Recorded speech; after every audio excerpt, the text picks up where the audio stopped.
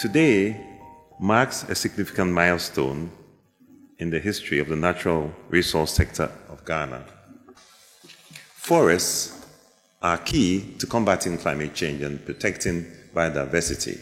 Africa lost forest area the size of Belgium in the last year. This is a very threatening and very scary trend. The same challenges that we observed over 15 years ago are still pertaining within the sector. Ladies and gentlemen, the time for action, I believe, is now. It cannot be delayed.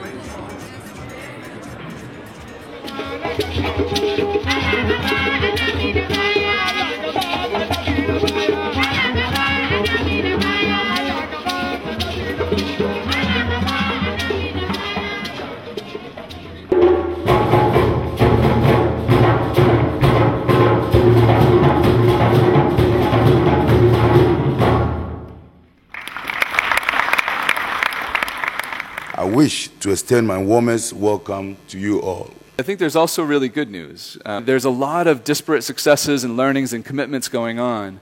And Africa is showing amazing leadership on this agenda. How then to better align global support and also provide a platform for African leaders to come together to share their experiences? But I think the most important thing here is that when we looked at developed economies, there is a gap. Developed economies are actually growing very slowly. So growth and opportunities are here. From a management point of view, what's very important to realize is that there are a lot of good foresters in Africa. The basis is there, and the recruitment of young people to the sector is fantastic, very skillful. Forestry is one of the key things if we want to stop climate change. Funding for climate change. Lack of finance is, however, a major constraint to realizing Africa's climate opportunities.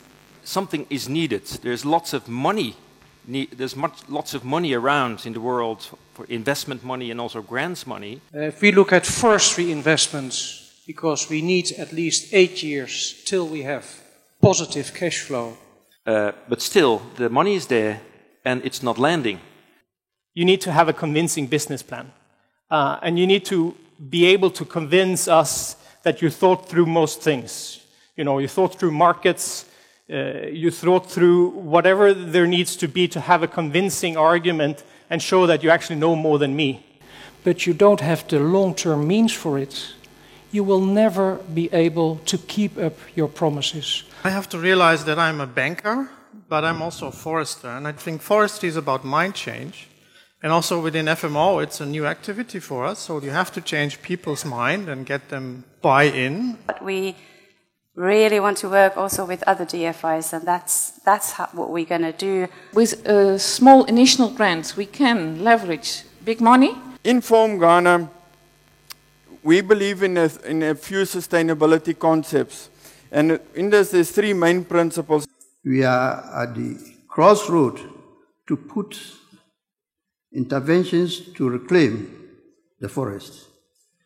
The Brekum Traditional Council is therefore indeed proud to be associated with the project being executed by Form Ghana Limited, which seeks to address the problems of deforestation, degradation of the forest.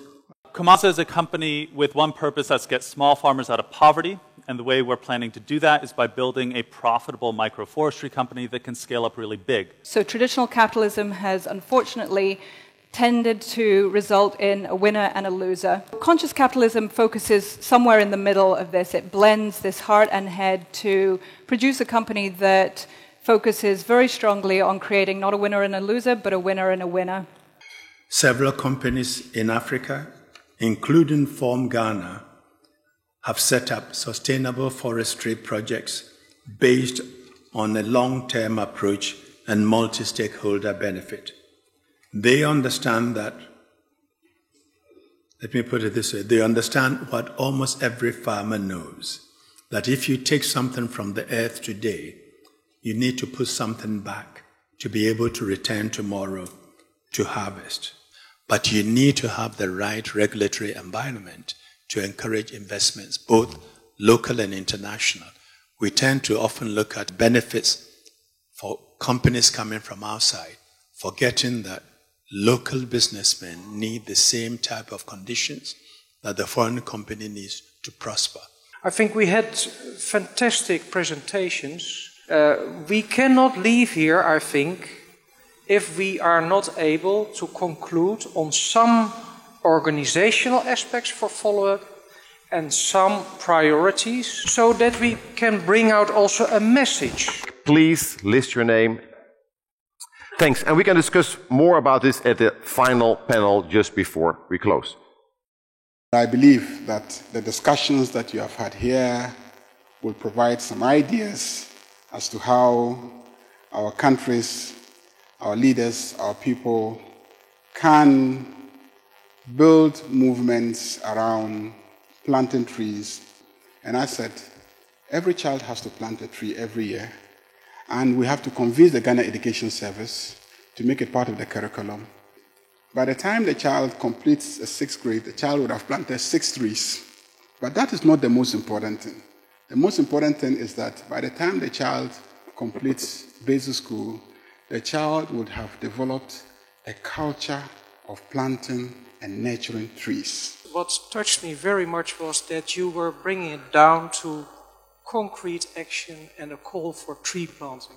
I want to thank you in a symbolic way. I cannot do more with a new book about Form Ghana, which is about the story of the new forest for Africa. Thank you.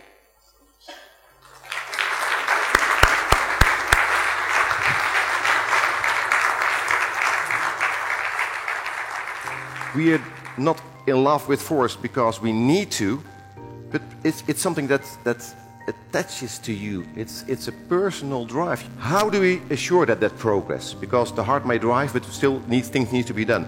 I think by putting our hands together, almost every presentation reached out to other stakeholder groups. We need you, we need you, we need you. We create new languages. What do we mean with, how do we value our forest? Not only in an economic way, but also the other values that Willem was talking about. Who wants to join us, creating this kind of movement and creating some kind of capacity to work out those challenges and to find new ways forward?